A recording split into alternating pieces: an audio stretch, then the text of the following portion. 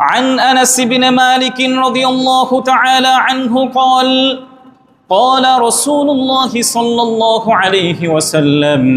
من صلى الغداة في جماعة ثم قعد يذكر الله حتى تطلع الشمس ثم صلى ركعتين كانت له كأجر حجة وعمرة قال رسول الله صلى الله عليه وسلم تامة تامة تامة হযরত আনাস ইবনে মালিক রাদিয়াল্লাহু তাআলা আনহু থেকে বর্ণিত প্রিয় নবীজি সাল্লাল্লাহু আলাইহি ওয়াসাল্লাম বলেছেন, যে ব্যক্তি ফজরের নামাজ জামাতের সাথে আদায় করে এরপর সূর্য ওঠা পর্যন্ত আল্লাহ রাব্বুল আলামিনের জিকির করে, এরপর সূর্য ওঠার পরে সে যদি 2 রাকাত সালাত আদায় করে তাহলে আল্লাহ রাব্বুল আলামিন তার জন্য একটি হজ এবং উমরার সমপরিমাণ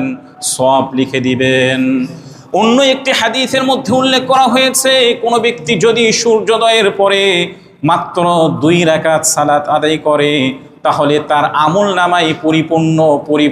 পরিপূর্ণ হজ এবং উমরার সমপরিমাণ সওয়াব দান করবেন।